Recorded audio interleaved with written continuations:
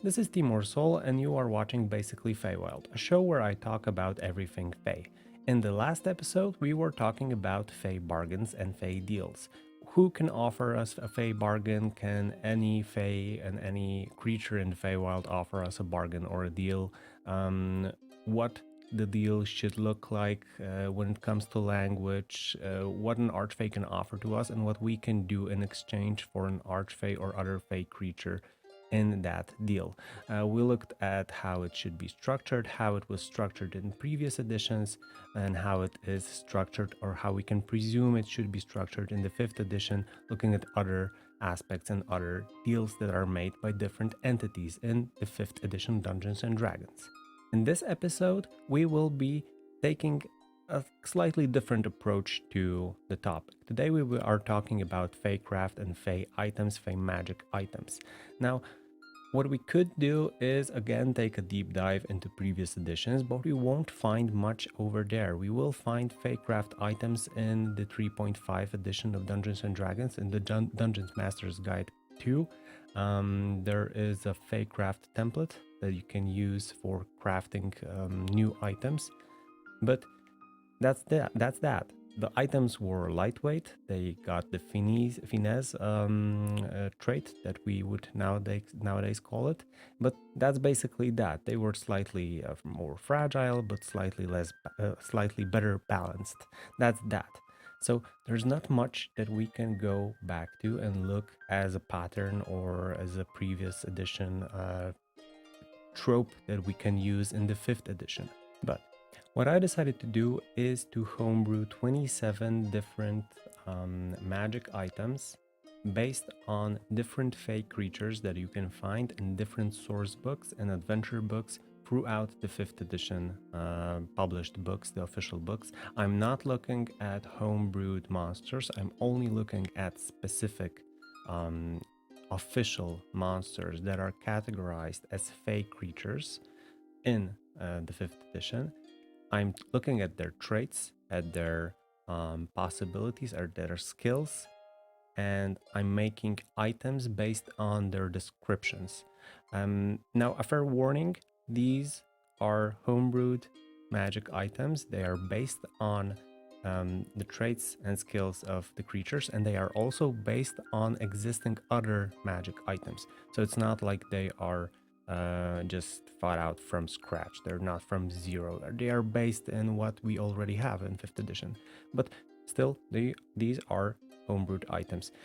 I do hope, however, that these will spark your creativeness, or that these will be helpful for someone that is looking for some magic items that can be used in their Feywild campaign. So, without further ado, let's just jump in.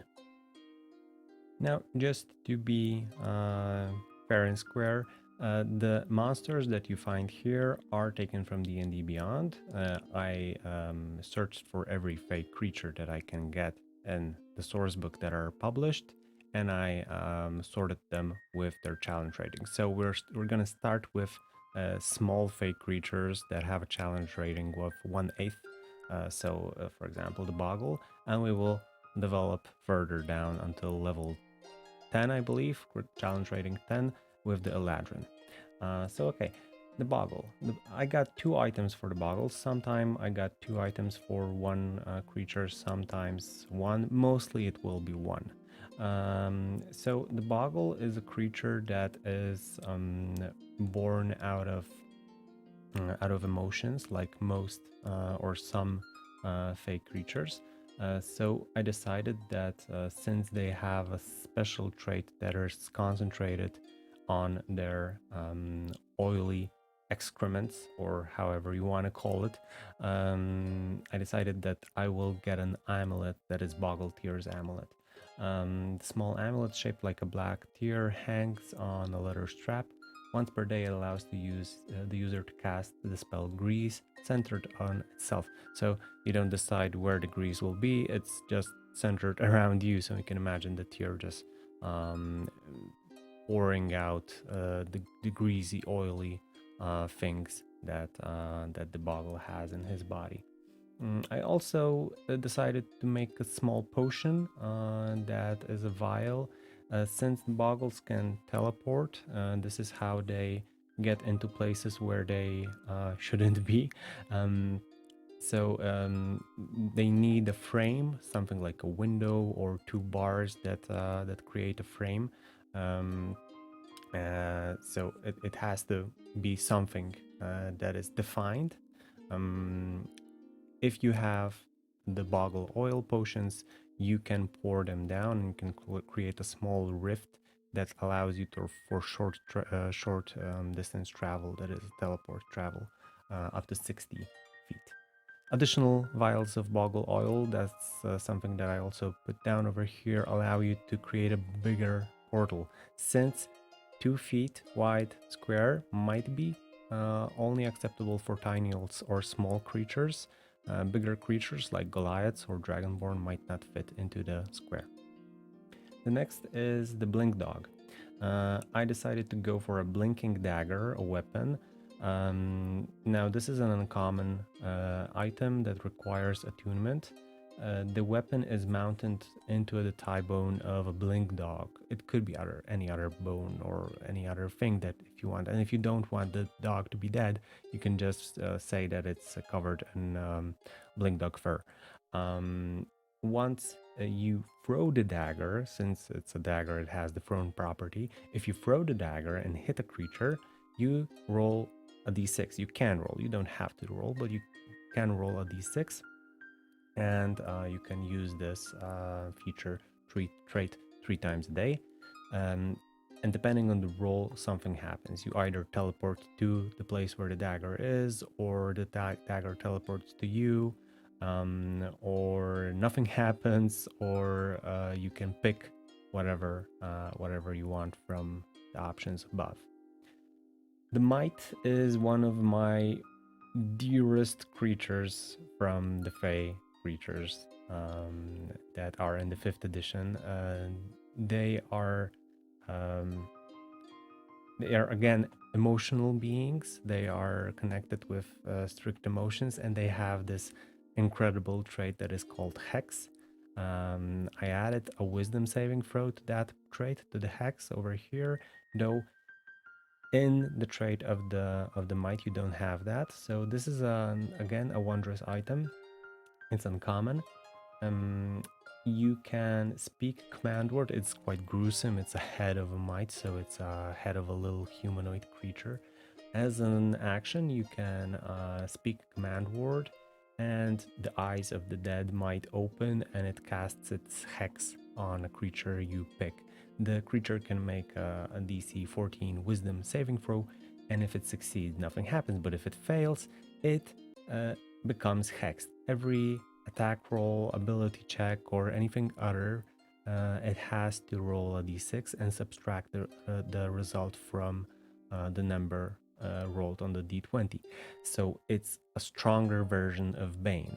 Although there is a way to get out of it if you if you use your action or anything else to attack an ally creature that is somewhere near you, you get rid of the hex for the until your next turn. So there's an option to get out of it. This can be only used once per day. And I find that this is one of the stronger uncommon. It's uncommon, but it's very, very strong. It has a very, very strong effect. So please be aware before giving this away to your players.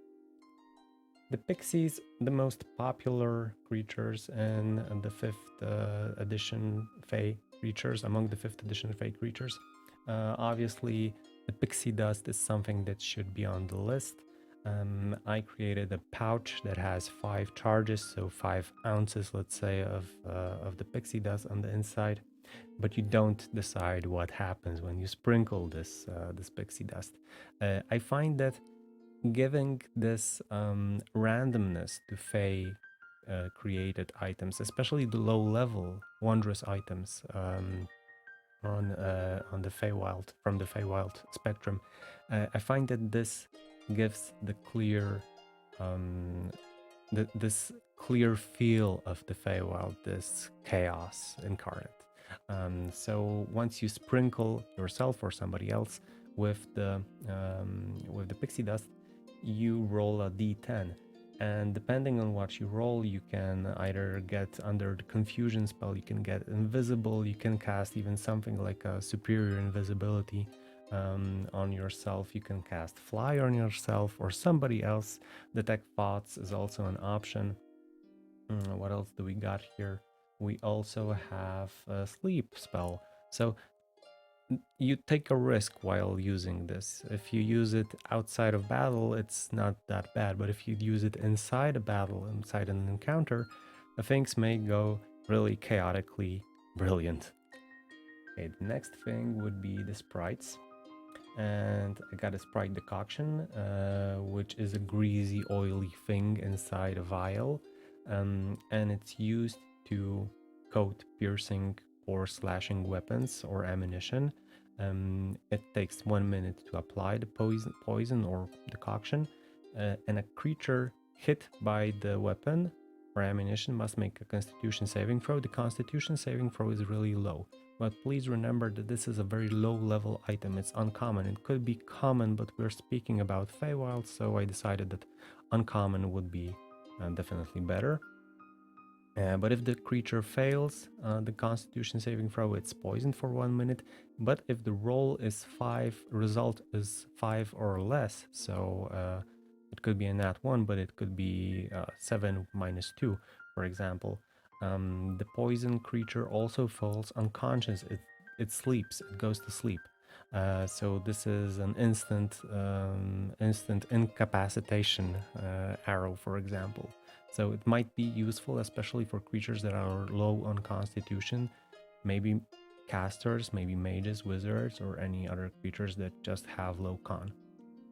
I also decided to have a heart-shaped charm inside the sprite category.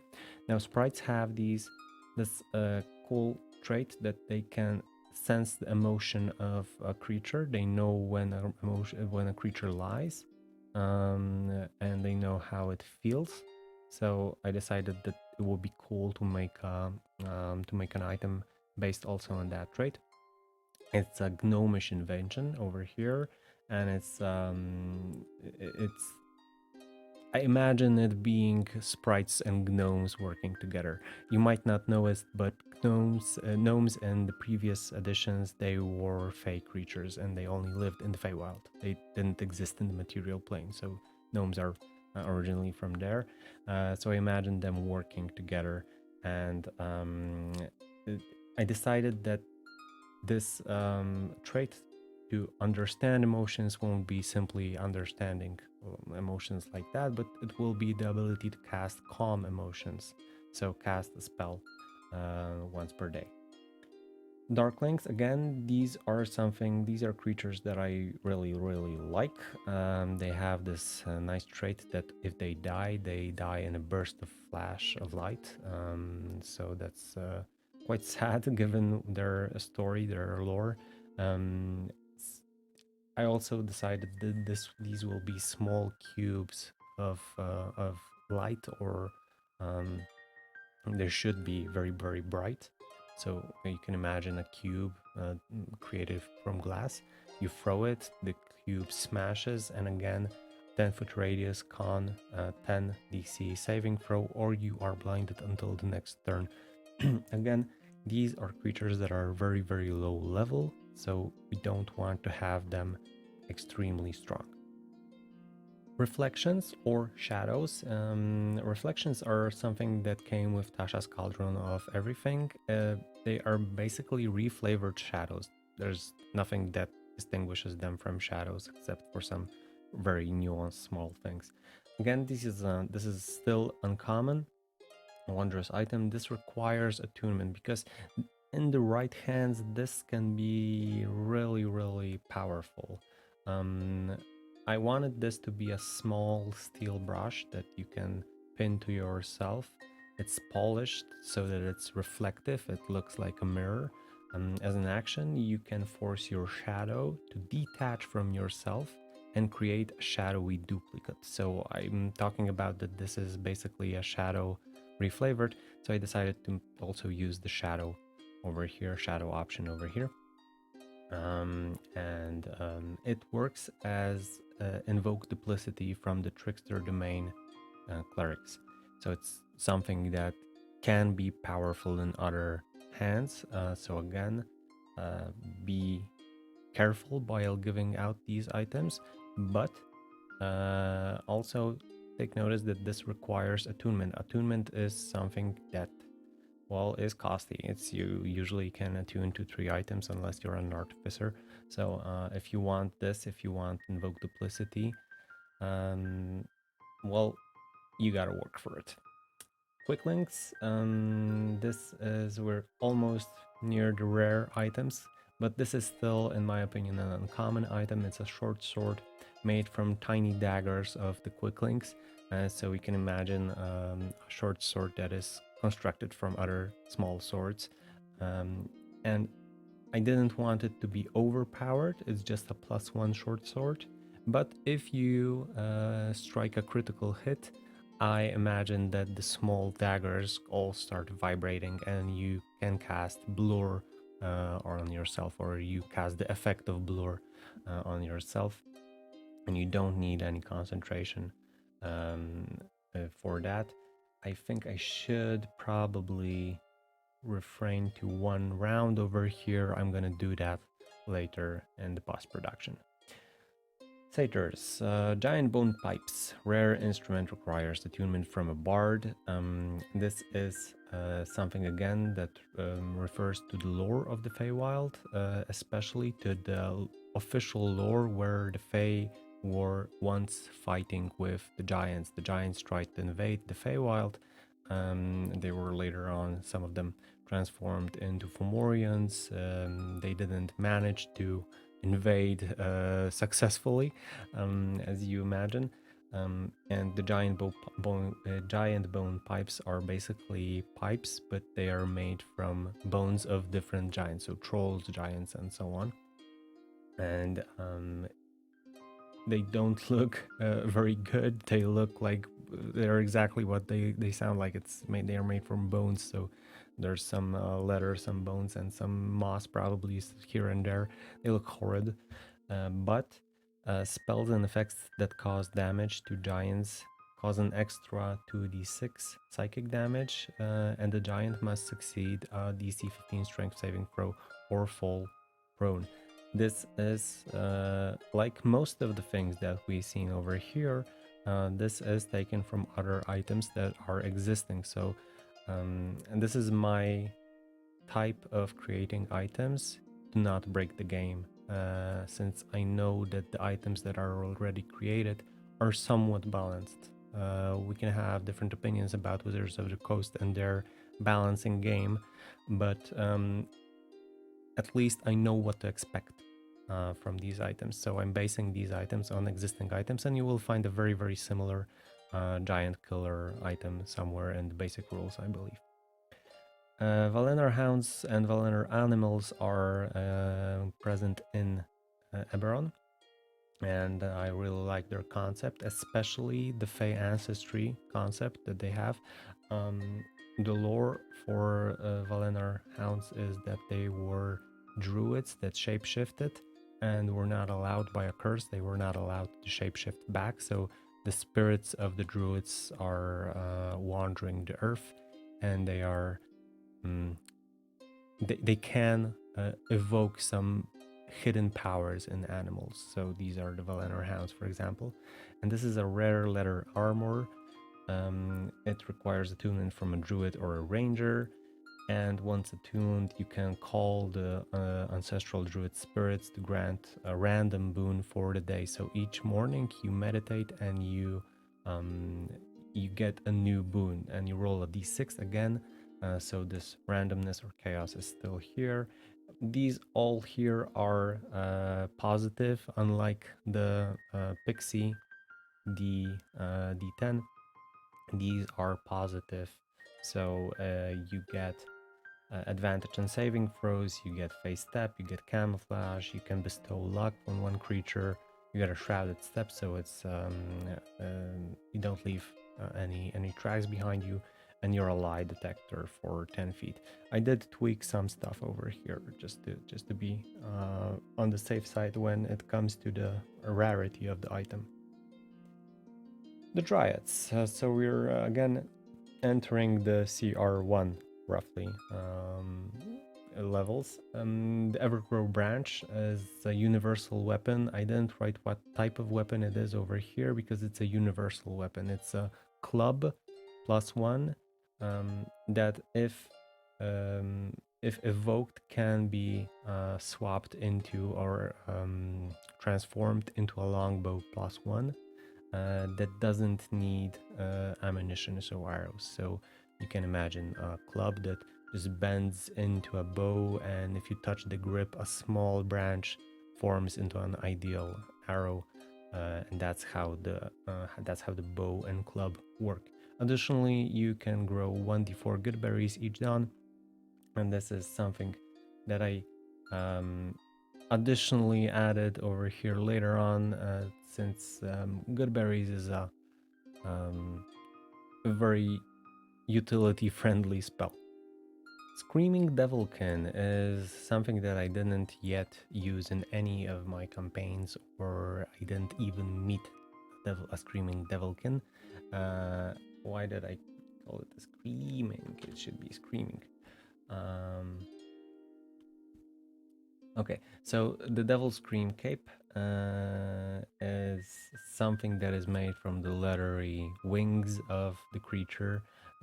If hit, you swipe your cloak. You can swipe your cloak using your reaction, and it evokes a maddening scream. And this scream allows you to roll an additional d8 and add the result to your armor class. And potentially this will cause the attack to miss you. This is again something that I have from other things that are used in D&D 5e. This is the Path of the Beast from Berserker, where he has its tail and can swipe the tail.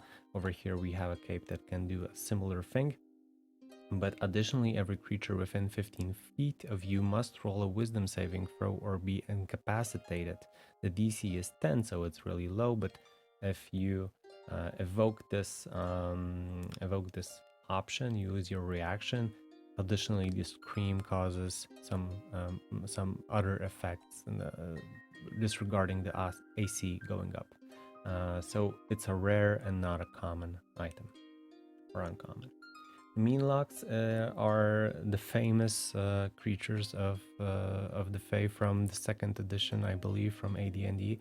You can, I imagine, looking at the lore, but also looking at the images, at the artworks, I imagine that the head, hollowed out Meanlock's head, would make a great helmet.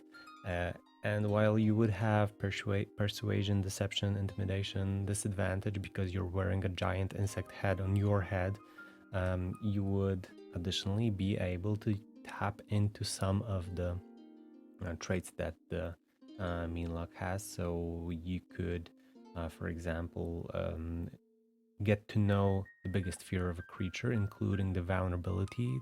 For example, if you use your action to source out what a troll fears, he could be in fear of fire.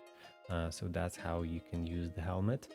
And additionally, if you are forced to make a saving throw against being frightened or other spells that cause you to change your emotional state, you get to do that saving throw with advantage. And this requires attunement again. So again, it's a costly slot over there. The naiads are watery nymphs-like creatures, or watery dryads. I decided to make a whip. It's not a +1 whip, although it gets a +1d4 psychic damage. So the normal damage from a whip is 1d4, and this is +1d4 psychic damage if the creature is not an undead or a construct. It's made out of seashells and looks fragile, but is very, very sturdy. And additionally, it has the following benefits. You gain a swimming speed.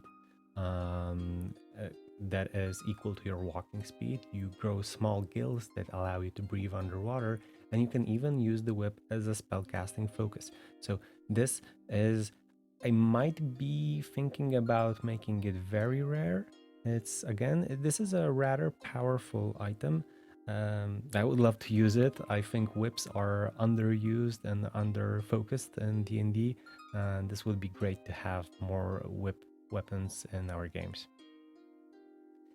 Sea hags. Well, a Fey game wouldn't be what it is without a hag, right? Sharkbone necklace. It's a rare wondrous item. Again, requires attunement. This is a series of shark tooth just hang on a string on a cord around the neck, and while you wear it, you get +1 to your saving throws, so similar as Ring of Protection, for example. But you can also polymorph into a great white shark once per day, great for nautical adventures, and you can cast the Disguise Self cantrip on yourself, but you will always look like an ugly humanoid creature. You can be an ugly halfling or an ugly gnome or an ugly dragonborn, but you will be ugly. This is something, again, I remind you that I'm using the traits that are in the monster description. So the hags are always ugly. The sea hags are always ugly. It's impossible for them to look good. So this is why this cantrip allows you only to look bad.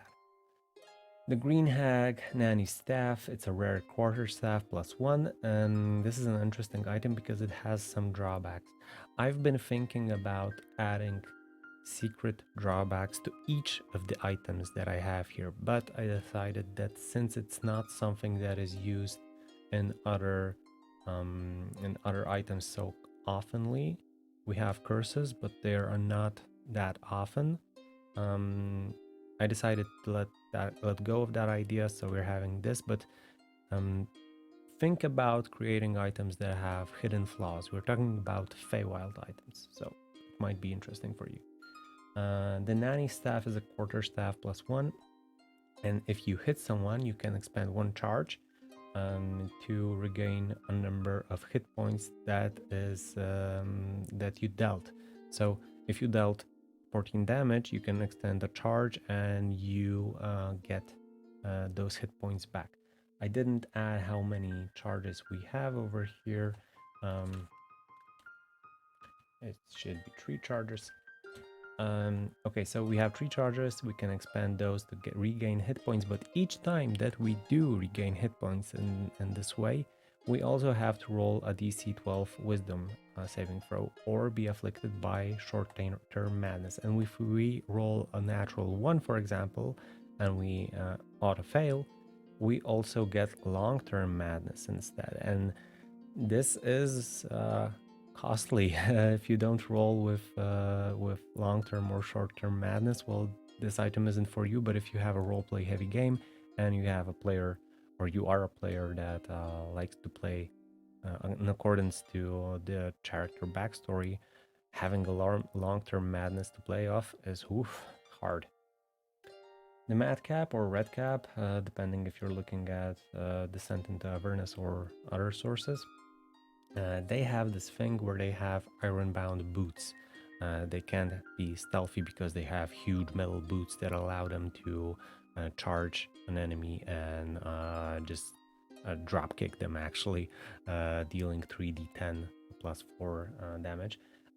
I decided to smelt the boots and create a solid piece of full plate armor for our games.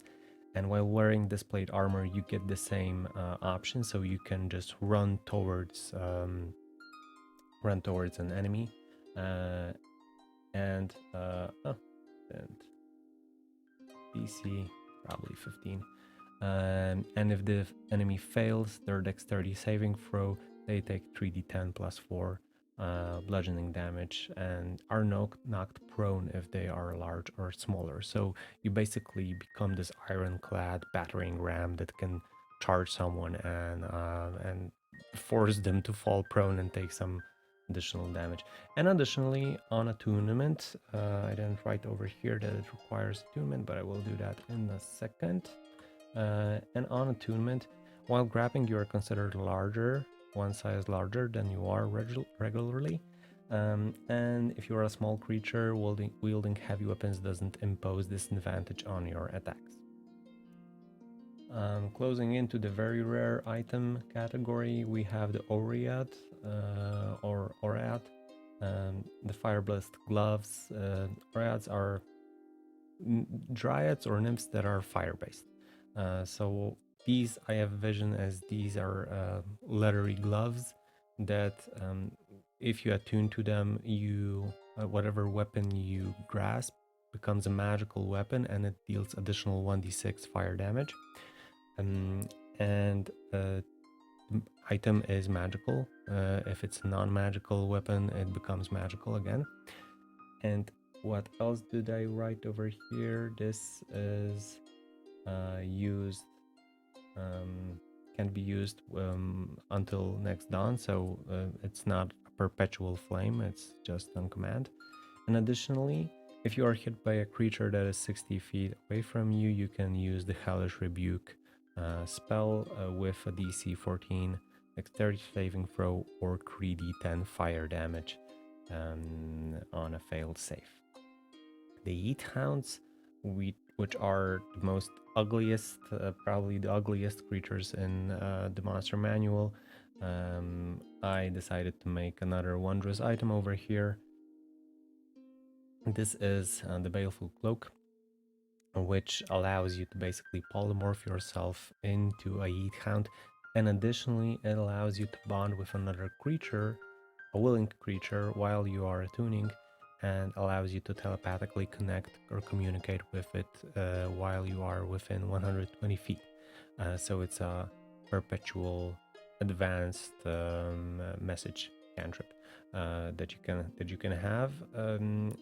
Is it rare? Probably yes. It's probably the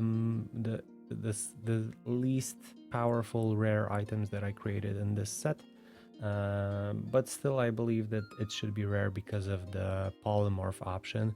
The Yeet Hounds have some very powerful traits that I can use once you polymorph into one. The Annis Hag. Okay. The Corruptor is a very rare Warhammer +1. It requires attunement. It is inlaid with the Annis Hag Iron tokens, the tokens that the Annis Hag gives to children to corrupt them later on. It has 3 charges, and while holding it, you can smash the hammer into the ground, expend 1 charge, and spread a wave of corruption. Each creature within 30 feet has to make a DC 15 wisdom saving throw or becomes frightened for 1 minute. And later on you have a description of the frightened condition over here. Additionally, what I added to the original item that I based this one on is that the saving throw, if the saving throw results in 5 or less, the creature is paralyzed until the end of the next turn. So this is a very powerful item. This is why this is very rare. Although it's a +1, it might be very, very strong in the right hands. The Dusk Hag has an Eye of Scrying. I imagine it being a bloodshed eye with green iris, vibrant green iris that is of unknown origins. We don't know what the creature was that the eye belonged to. And it's still infused with the Dusk Hag's magic. It's in an iron cylinder with a small window that you can open and look inside and look into the eye. And once you do, you can cast one of the spells: Clairvoyance, Scrying, or Dream. Dream is a very powerful spell. Look it up if you don't know it. You can basically kill someone with the Dream spell. So this is why this is very rare. It's a very, very powerful item, again, in the right hands. The Burhag, or however you call it or pronounce it, I decided that this will be the only sentient weapon that I created. So Bitter Bite is a weapon that is always cold to the touch. It's a war pick. The flat side of the war pick is engraved in There's a face of a screaming woman over there. The other side is a claw, and it's sentient. There's a witch, a hag called Grilla over there. She's selfish. She values manipulation, and her best thing for her is punishing those that made a mistake. That's her favorite thing in the world. Uh, it depends on how you play with sentient items. Not getting into that. It can be a fun NPC to play around with. But while wielding this weapon, you can speed, read, and write giants. So while what the hack can, you gain a +1 to bonus to attacks, damage rolls, and so on. So a typical +1. As an action, you can cast Armor of Agathis on yourself on the 3rd level, so that's pretty decent.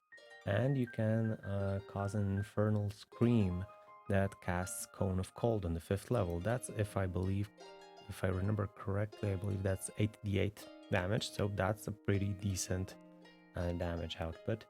It also has a curse. If a bleeding humanoid dies within 5 feet of the wielder is compelled to allow Bitterbite to feast on the corpse.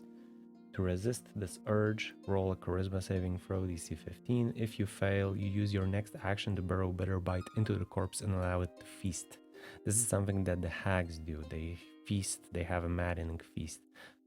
So this is why this is here. Losing a whole action in the battle is, again, something very, very hard.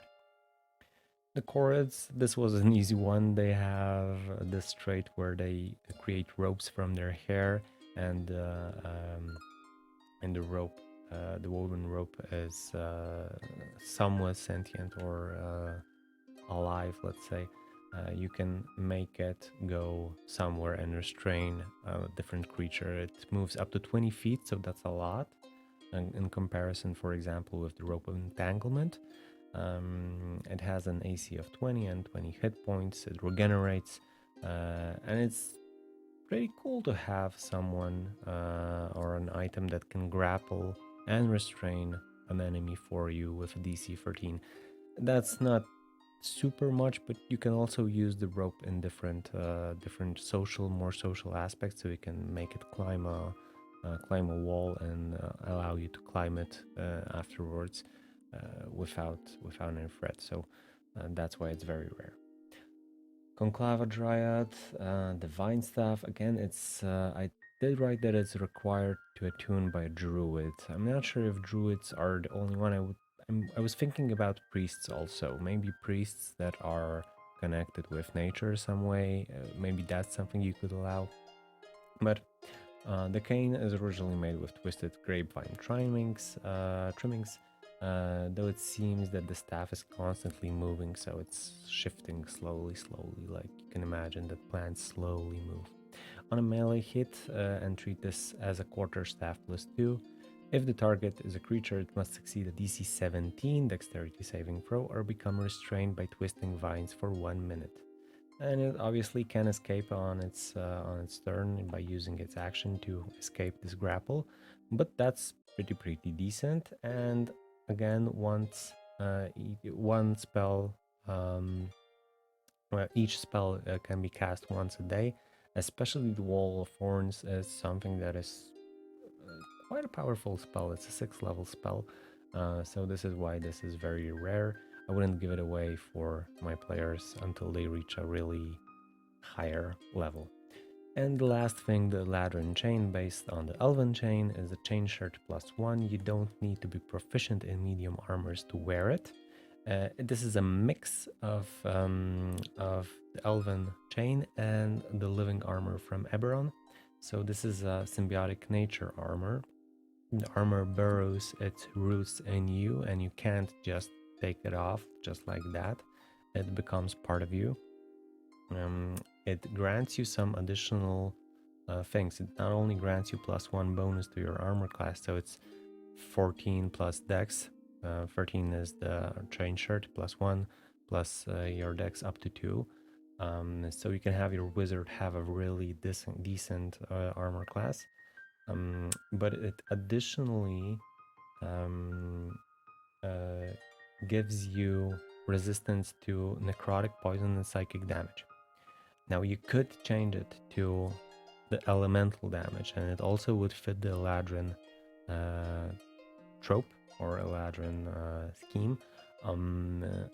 But I decided to leave it like this, since these are the types of damage that are pretty common, especially psychic damage. It's really hard to get a resistance to psychic damage, so it's really worth it to have it. But there is a drawback. It's something like a curse.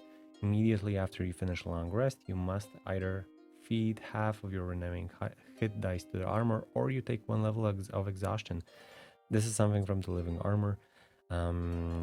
It's pretty hard, but yeah, it's also pretty cool to have 3 resistances on 1 armor, being, for example, a wizard. I will post all these somewhere. I can't do it right now since I don't have time, but I will make them into usable items. Perhaps I'll post them on D&D Beyond and post links in the description. I will make the description more transparent later on and add these items to the descripto. And that is all for today. I know that this episode was quite different from the previous episodes, but still I hope you liked it. If so, please click the likes, subscribes, thumbs ups, and other things that you got on your social media. I'm not yet sure what the next episode will be about, but I'm sure it will be Fey related. If that's something you're interested in, tune in next Saturday. Bye.